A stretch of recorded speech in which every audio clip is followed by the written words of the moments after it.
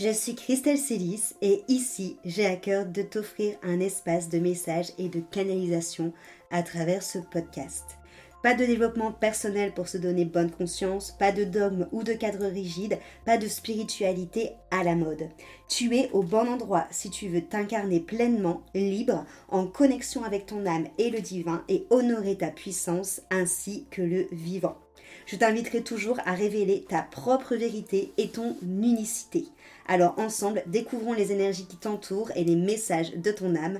Installe-toi confortablement et que l'épisode commence. Bonjour, bienvenue dans cet épisode de podcast. Je suis Christelle Célis et aujourd'hui on va continuer notre petite série autour de l'amour inconditionnel, autour de l'amour divin. Et je vais plus précisément appuyer certaines définitions autour de l'amour inconditionnel, autour de l'amour divin, et je vais peut-être même commencer à vous parler éventuellement de ce qu'on appelle le cœur quantique. Alors déjà, l'amour inconditionnel et l'amour divin, ce sont en effet des sujets qui sont très vastes parce que c'est des sujets qui ne se comprennent pas. C'est clairement l'amour inconditionnel et l'amour divin. Si ça se comprend mentalement, mais pour vraiment le saisir, c'est quelque chose qui se vit. C'est quelque chose qui nous traverse. Et ce que on est sûr, c'est que l'amour inconditionnel, c'est pas parce qu'on est dans l'amour inconditionnel qu'on est dans une sorte d'acceptation de tout et de n'importe quoi, ou qu'on est dans une forme de tolérance passive, molle. L'amour inconditionnel, c'est pas l'absence de limite. Ça, c'est important de le comprendre. C'est pas parce que c'est inconditionnel qu'on tolère tout et qu'on ne dit pas non. L'amour inconditionnel, il y a de la négation dedans. C'est pas un amour qui nous invite à tout accepter et à totalement oublier nos limites, d'accord ? L'amour divin et l'amour inconditionnel, c'est avant tout ce qui est fondamentalement associé à la fréquence du vivant. C'est ce qui est, comme je vous l'ai dit, l'autre chemin en face de la peur. C'est le chemin de l'amour. L'amour inconditionnel, c'est un amour où il n'y a pas de raison. C'est pas je t'aime parce que, ou je t'aime à condition que, ou je t'aime si. C'est pas un amour qui dépend d'un comportement. Que ce soit de votre comportement, ou du comportement de l'autre, ou d'une valeur perçue. C'est un amour qui éclaire, comme une lampe. Une lampe, elle choisit pas forcément d'éclairer, elle est allumée, elle illumine, point. L'amour inconditionnel, cet amour divin, lorsque vous le posez sur vous, il englobe aussi toutes vos ombres et toutes vos blessures, comme je disais mardi, tout ce que vous avez pu cacher sous le tapis, qui vous a paru honteux, jugeant, à montrer du doigt, pas beau, boukaka, comme je dis souvent. L'amour inconditionnel, c'est lui qui fait qu'on se réconcilie avec les parts de nous, parce qu'il vient toucher précisément là où ça fait mal, c'est-à-dire là où on cherchait à invisibiliser. Donc on peut dire, et c'est en ça aussi qu'il est inconditionnel, c'est que cet amour inconditionnel inclut tout. Je pense que l'amour inconditionnel de base ne fait pas partie des humains, mais qu'il nous traverse et qui passe à travers nous. Parce que je pense que l'humain a quelque part trop d'ego et trop de mental pour pouvoir être amour inconditionnel. Mais cependant, étant donné que on est des instruments du vivant et du divin, qu'on est prolongement du divin et fragment de celui-ci, l'amour inconditionnel peut du coup nous traverser. On peut devenir canal de cet amour et se sentir traversé par cet amour divin qui est beaucoup plus grand que nous et qui passe à travers nous. Ça, moi, pour le coup, c'est vraiment quelque chose que j'ai expérimenté plusieurs fois, où on se sent vraiment traversé, baigné, bercé par cet amour. Et c'est aussi souvent dans ces cas-là où on se sent le plus soutenu aussi par la vie, par Dieu. C'est un amour qui transcende. C'est un amour, comme j'ai pu le dire aussi, qui réconcilie. Et cette réconciliation, comme j'ai pu le dire au tout début, c'est pas parce qu'il y a réconciliation qu'il y a non-posage de limites. L'amour inconditionnel, il n'est pas permissif. Il n'est pas mou. Il n'est pas sans structure. Mettre une structure, c'est aussi une preuve d'amour. Donc l'amour inconditionnel, il sait poser des limites. Il sait mettre de la lumière là où ça peut être difficile à voir. Quand je vous disais de poser cet amour inconditionnel sur les parts de vous, c'est bien souvent pour ça que les personnes cherchent de l'amour à l'extérieur, parce que c'est trop dur de regarder à l'intérieur de soi et de se donner soi-même cet amour. Et c'est surtout que on attend de l'autre cet amour inconditionnel, alors qu'on n'est même pas capable souvent et de lui donner et de se le donner à soi-même. Alors que l'amour inconditionnel, il nomme ce qui est difficile de nommer, il regarde là où c'est difficile de regarder, pour enlever le rejet et pour y mettre l'amour qui permet de réconcilier, de reconnaître, de guérir. C'est pas forcément confortable, d'accord ? C'est pas parce que c'est amour que c'est doux, que c'est confortable. Je pense que ce qui est le plus grand obstacle, on va dire, à l'amour inconditionnel, c'est, comme j'ai pu déjà vous le dire, clairement cette sensation de méritocratie, où on a toute notre structure, toute notre programmation à cause de l'illusion de matière, qui est bâtie sur « je dois » faire quelque chose, performer dans quelque chose, prouver quelque chose, montrer quelque chose, me conformer à quelque chose, rentrer dans une règle de quelque chose pour être aimé, pour être validé, pour être reconnu. Alors que c'est pas du tout ça qui se joue. Déjà parce qu'on sait que c'est pas à l'extérieur qu'il faut plaire, c'est pas à l'extérieur de nous donner validation, c'est pas à l'extérieur qu'il faut se conformer. Au contraire, il faut se déprogrammer de tout ça pour revenir à l'intérieur de soi. C'est toujours, j'ai envie de dire, la quête, le but ultime et le chemin où tout se rejoint à chaque fois.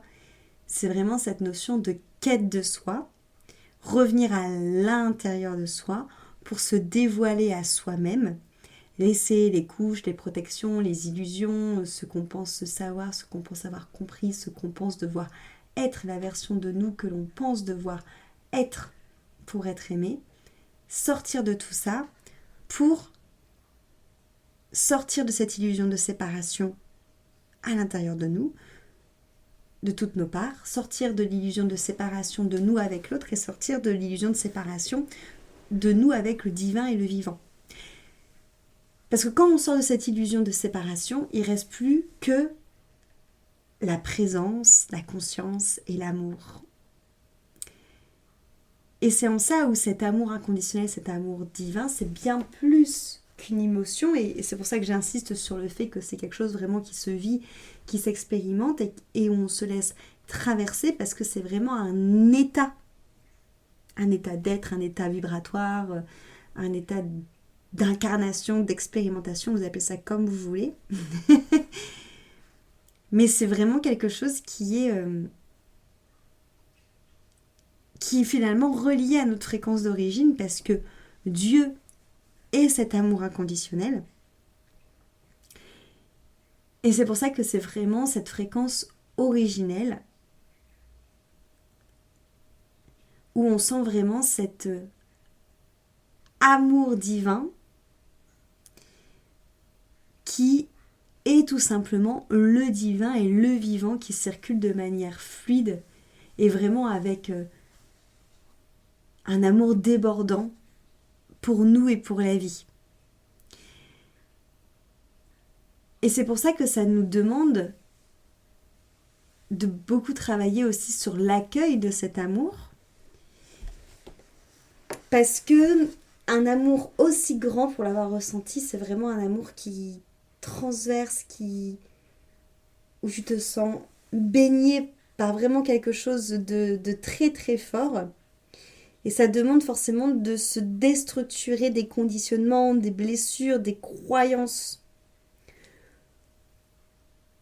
Et de comprendre qu'en fait, jamais on est divisé, jamais on est séparé, et jamais on est en manque d'amour. C'est tout dans ce en quoi on a été forgé dans cette illusion de matière qui nous empêche de recevoir cet amour pleinement de cœur à cœur. Ça, on le sait, hein, le nombre de fois, par exemple, où on peut te faire des compliments et où tu vas dire oui, oui, oui, merci. Genre, tu balayes ça, c'est très vite fait du revers de la main en mode oui, oui, oui, allez, hop, c'est bon. Parce que finalement, ça te met plus mal à l'aise qu'autre chose. Alors, ça nous montre qu'on n'est même pas en capacité de recevoir cet amour. Donc, au-delà des blessures, au-delà des conditionnements, au-delà des croyances, au-delà de la méritocratie et de tout ce qui va avec, il y a aussi un travail sur le fait de pouvoir le recevoir, de pouvoir le percevoir même, de pouvoir le laisser circuler librement. Et de comprendre que cet amour, c'est pas un échange. C'est pas un échange sous condition, c'est pas un amour qui émane du mental. C'est pas un amour qui émane de l'ego, parce que ces amours-là, ils sont empreints souvent d'appartenance, de limitation, de peur, de contraction, de négociation, même parfois de manipulation, de rétention. Cet amour inconditionnel du divin, il n'est pas à base de si, il n'est pas à base de contrepartie. Il est vraiment dans cette vérité de ce que tu es. Il est vraiment dans une vérité d'amour, et c'est en ça qu'il est inconditionnel, qui t'englobe totalement dans ce que tu es, parce que avec cet amour inconditionnel que tu poses sur toi avec le divin, tu acceptes toutes tes parts. C'est comme si que cet amour, je dis souvent ça, je prends souvent l'exemple de Avatar, mais c'est comme si que cet amour, il te voit. Tu vois, comme quand dans Avatar, ils disent « je te vois », cet amour, c'est ça. Il voit au-delà des masques de ta personnalité, au-delà de ce que tu possèdes, au-delà de ce que tu montres. Il voit la lumière, la part du divin qu'il y a derrière toi. C'est exactement ça. Il voit la lumière derrière tes masques, il voit la lumière derrière tes blessures, il voit la part du divin derrière toi. Et quand tu ressens cet amour inconditionnel qui te transperce, cet amour divin qui te transperce, en fait, c'est comme si que le divin sait qu'on a une part de divin à l'intérieur de nous, mais étant donné qu'on est ses créations, il le sait. Mais c'est comme si que toi, tu prenais conscience que tu avais cette part d'œuvre d'art à l'intérieur de toi qui reflète la part du divin. Et d'où le fait de cet échange, de cette fluidité. Et c'est en ça que c'est déstabilisant, parce que c'est un amour qui rentre dans une case, qui ne peut pas être contrôlé, tout comme le divin ne peut absolument pas être contrôlé. Le divin est partout autour de nous.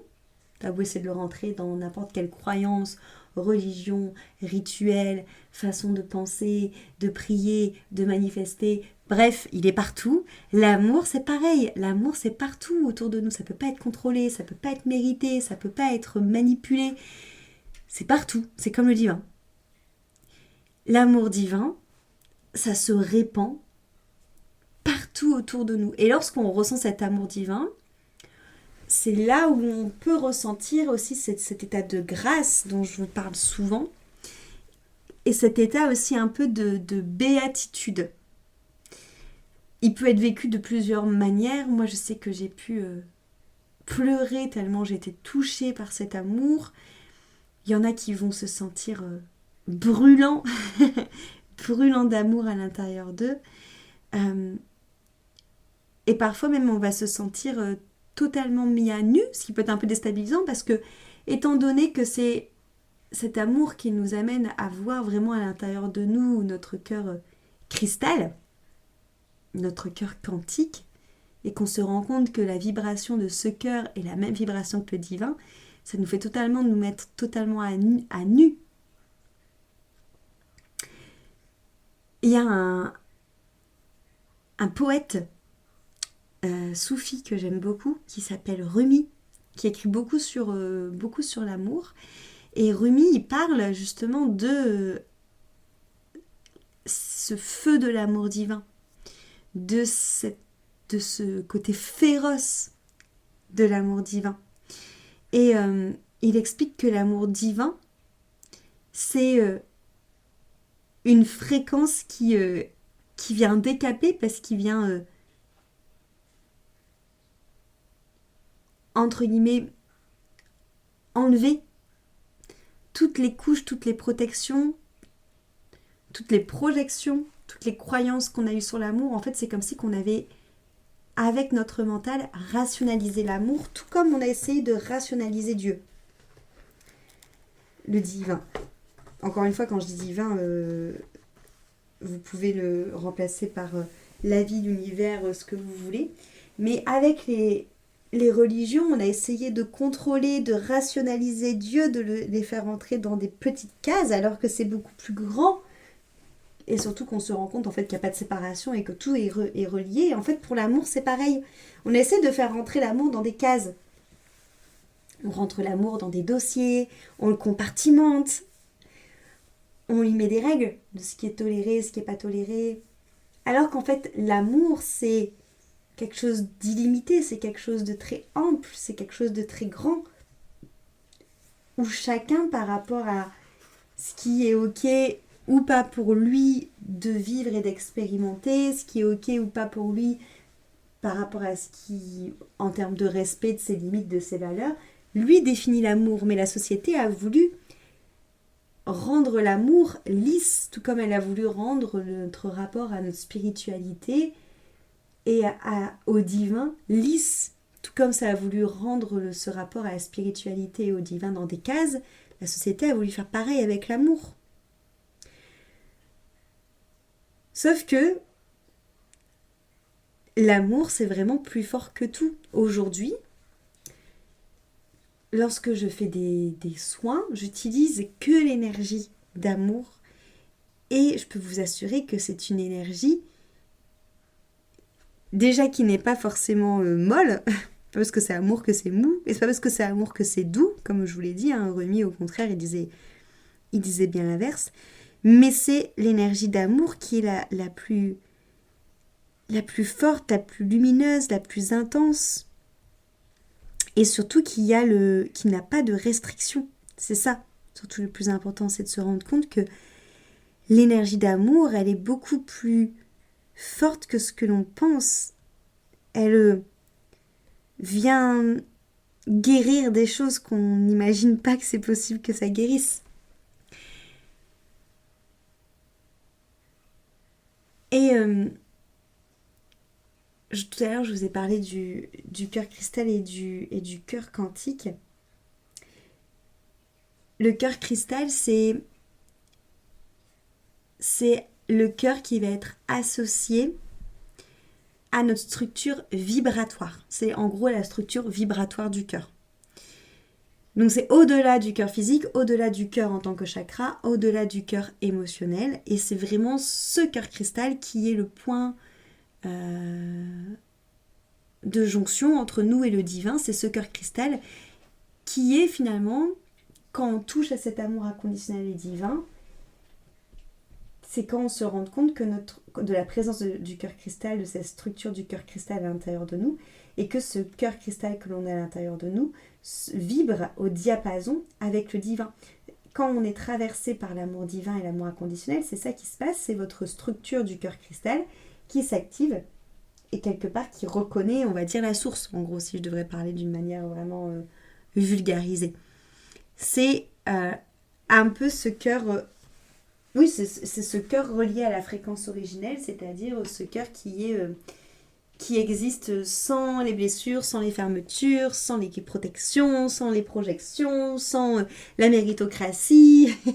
C'est un cœur vraiment pur, cristallin, et qui est vraiment quand on vient l'activer, quand on vient se rendre compte qu'on a cette structure à l'intérieur de nous et qu'on rebranche ce cœur cristal à la fréquence d'amour divine, à la fréquence d'amour originelle, qui vient quelque part directement ressentir cette fréquence d'amour qui est plus forte que tout et qui se met à vibrer. Donc c'est vraiment associé à de la vibration, à du vibratoire, mais aussi à ce qu'on va appeler une structure, parce que c'est vraiment notre structure interne, à la lumière, parce que rien que dans le mot cristal, voilà, c'est assez facile de comprendre que c'est quelque chose qui va être vraiment associé à la transparence, à la lumière et à la résonance, du coup. Donc c'est vraiment cette notion que le cœur cristal, c'est pas quelque chose de vibratoire, c'est pas quelque chose de physique, c'est vraiment la structure vibratoire de votre cœur qui lui permet de recevoir et de transmettre cet amour divin sans interprétation ou sans déformation, mais juste de le recevoir, de se sentir traversé et de faire en sorte que ce cœur cristal revibre à la même fréquence que cet amour fréquentiel originel, comme si c'était un pur canal, que ce cœur cristal, il est vraiment associé à cette notion amour inconditionnel parce que il ne fait pas des stocks d'amour, il n'accumule pas l'amour, il ne le stocke pas, il ne le marchande pas, mais il le laisse circuler librement, de manière fluide, avec aisance, avec grâce. Il comprend que on est traversé et qu'on ne possède pas l'amour. Donc il y a vraiment cette notion aussi de laisser être, de détachement, d'autonomie. Il sent vraiment que cet amour est reçu et retransmis à chacune de nos cellules dans une fluidité totale. Et il vibre lorsqu'on est transpercé par cet amour divin, lorsqu'on est traversé par cet amour divin. Donc vous avez compris que lorsque vous êtes traversé par votre amour, par cet amour divin et l'amour inconditionnel, c'est parce que ça rentre en résonance avec ce que j'appelle moi le cœur cristal. Ça vient du coup vibrer et ça vient aussi résonner autour de soi. Donc c'est vraiment important de comprendre que déjà que cette présence structurelle du cœur cristal, on l'a tous, mais que c'est notre société d'illusion de matière qui nous a fait croire que l'amour était conditionné et que l'amour surtout pouvait nous être retiré si on ne rentrait pas dans ces conditions, que l'amour quelque part c'était un peu quelque chose qui se marchandait comme une monnaie d'échange, alors que c'est loin d'être ça. C'est loin d'être ça. Et lorsque on dit qu'on a fermé notre cœur ou qu'on s'est blindé, qu'on a mis des protections, en fait on a enfermé dans une énorme boîte ce cœur cristal. C'est comme si que notre cœur physique avait pris toute la place, avait appris à fonctionner sans son côté cristal. Parce que c'est un cœur qui s'est totalement refermé et qui va avoir des interactions par rapport à l'autre. Ça ne veut pas dire que, pas parce qu'il est fermé qu'il n'aimera plus, mais qu'en tout cas les interactions qu'il aura avec l'autre, que ce soit des interactions on va dire neutres ou même des interactions d'amour, seront depuis l'espace de la blessure et pas depuis l'espace de la source du cœur cristal. C'est un cœur qui va du coup s'empêcher de recevoir ou donner pour recevoir ou se fermer très vite pour se protéger, qui va chercher à contrôler pour ne pas être déçu, pour ne pas être trahi. Et donc, c'est en ça où on comprend que ce cœur est comme, pas coupé parce qu'on a toujours le cœur cristal, mais c'est comme si quand on est dans ce schéma-là, euh, perdu la carte, perdu le chemin d'accès pour revenir au cœur cristal. Alors que, entre guillemets, j'ai envie de dire, il suffit d'ouvrir, de retirer les couches, de décapsuler pour retrouver ce cœur cristal parce qu'il est forcément à l'intérieur de vous. Mais ça demande du courage. Ça demande du courage de se laisser traverser par les douleurs, des douleurs qui, à juste titre, hein, ont été gardées parce qu'elles justifiaient la fermeture de votre cœur. Souvent, on se cache aussi derrière nos blessures, derrière nos masques, derrière nos douleurs parce que ça justifie le fait qu'on ne prend pas de risques. Ça justifie le fait qu'on est sous la protection, ça justifie des comportements, ça justifie le fait qu'on ne doit pas changer parce que de toute façon c'est comme ça. Donc ça c'est logique, c'est parce que chacune de nos protections en fait est associée à une mémoire d'une blessure qui a été vécue dans cette vie-là ou dans une ancienne vie en plus, ça joue aussi, ou même des fois du transgénérationnel. Et l'idée c'est vraiment de venir contacter ces blessures pour, comme je disais, se réconcilier, la reconnaître, l'accueillir, la libérer et venir quelque part jouer aussi sur le système nerveux pour faire rendre compte à notre système nerveux qu'on peut sortir du système sympathique, donc du système nerveux de survie, et qu'on peut être en sécurité dans l'amour. Parce que lorsqu'on comprend que quoi qu'il, on est en sécurité, on est tout le temps baigné d'amour. Parce que la vie reliée au divin, à la beauté du divin et au vivant, est amour. Vraiment. Hein. Et encore une fois, je vous dis pas ça dans mon monde de bisounours. Hein. C'est parce que quoi qu'il arrive, et c'est en ça aussi où la stabilité intérieure est très importante, quoi qu'il arrive, tout est amour. C'est juste qu'encore une fois, c'est pas parce que c'est amour que c'est doux, et que c'est mou, et que c'est lent.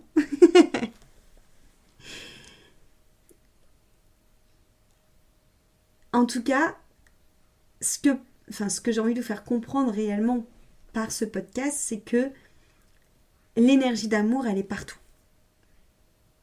Elle est toujours là. C'est juste qu'elle n'est pas forcément réceptionnée, qu'elle n'est pas forcément comprise parce qu'elle ne peut pas être comprise intellectuellement, mais elle est toujours là. Et l'idée, c'est de comprendre que vous pouvez être réceptacle de cet amour avec ce cœur cristal à l'intérieur de vous qui peut clairement recevoir cette fréquence, comme si vous vous branchez sur cet interrupteur.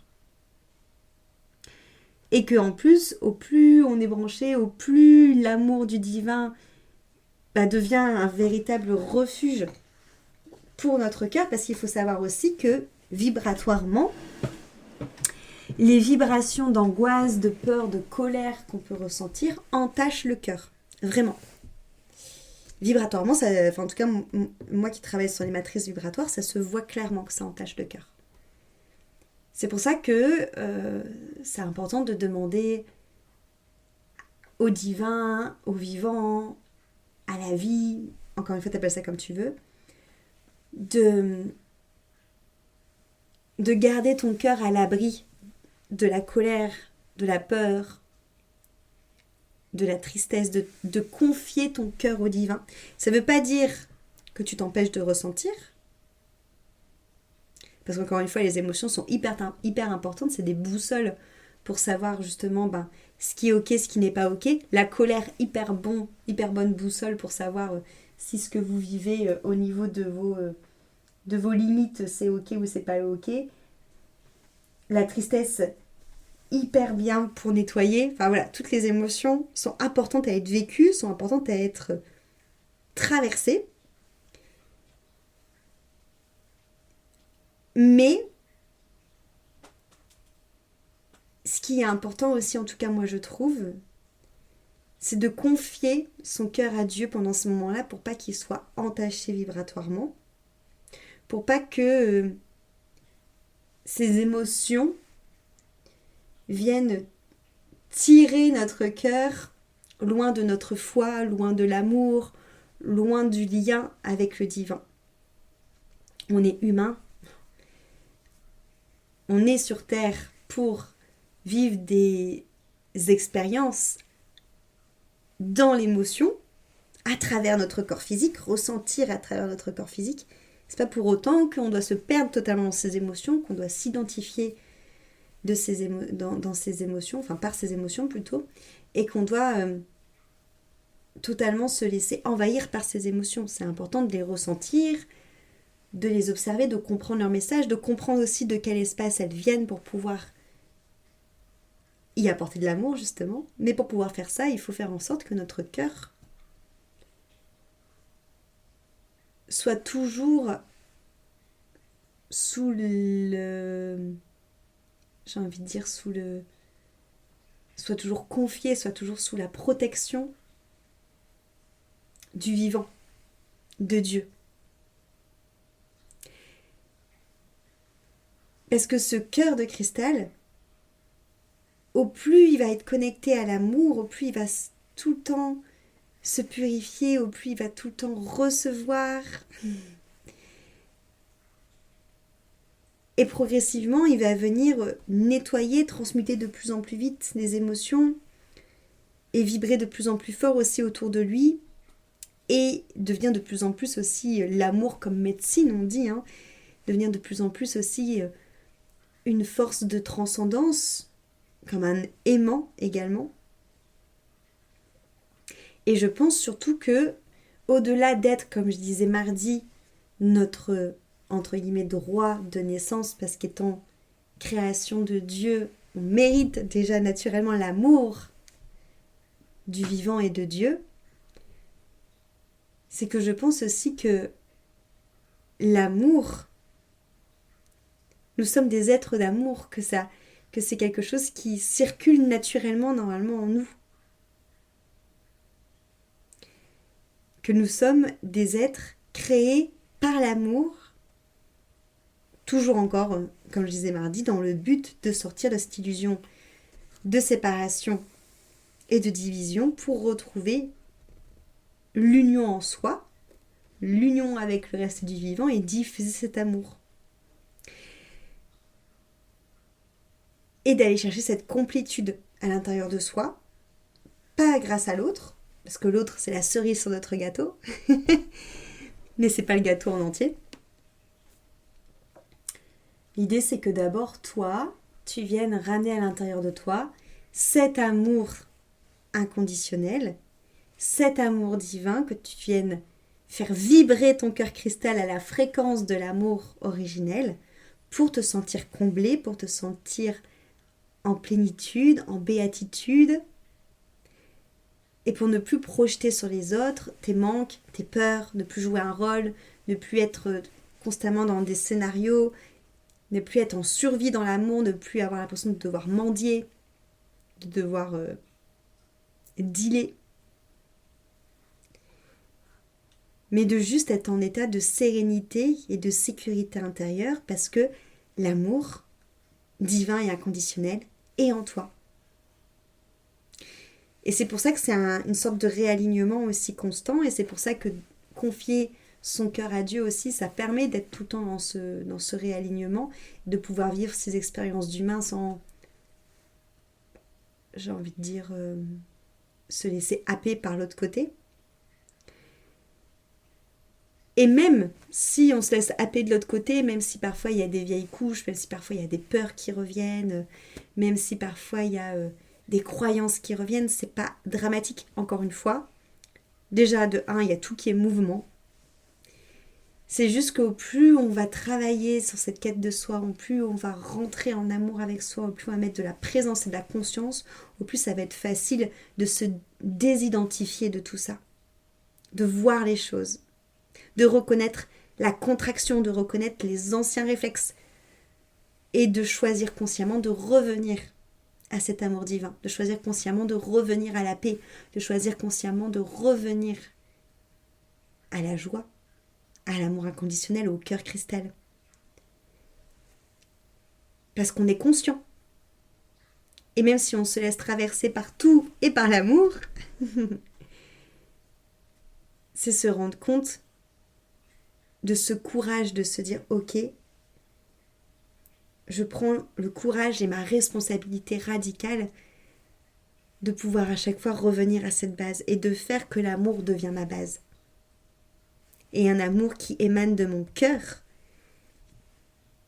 et qui émane tellement de mon cœur que je peux reconnecter à mon cœur cristal et pas un amour qui émane de mon mental, donc un amour conditionné, un amour lissé, un amour codifié et pas non plus un amour qui émane de mon ego qui cherche à réparer mes blessures, à me faire sentir importante ou à me faire sentir exister.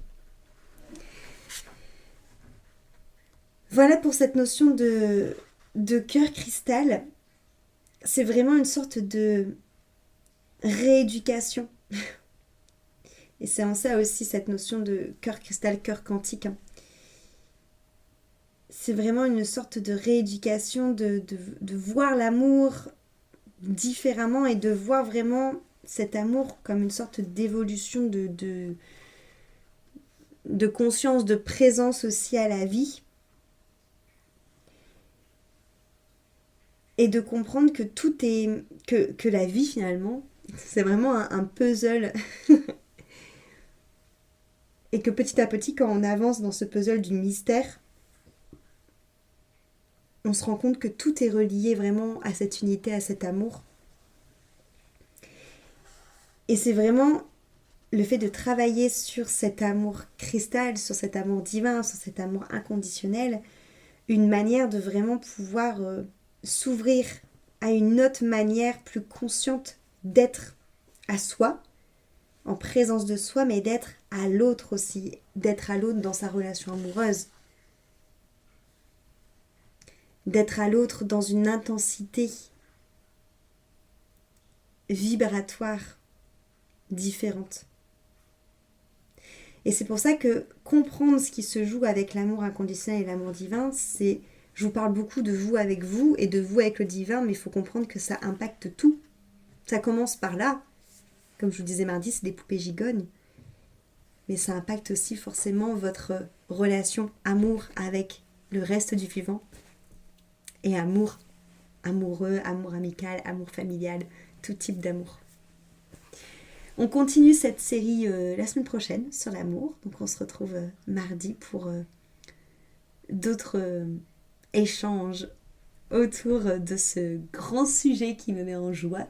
Et si entre deux vous avez des questions, des retours que vous voulez me faire sur ce sujet, si vous avez envie que je développe plus un point déjà abordé, venez me le dire, que ce soit en commentaire sur YouTube, par mail ou sur Instagram en MP. Ça serait avec grand plaisir de pouvoir vous répondre directement dans un futur épisode de podcast. Cet épisode t'a plu, pense à lui laisser une jolie note sur ta plateforme d'écoute de ton choix et aussi de le partager aux personnes à qui il pourrait être utile.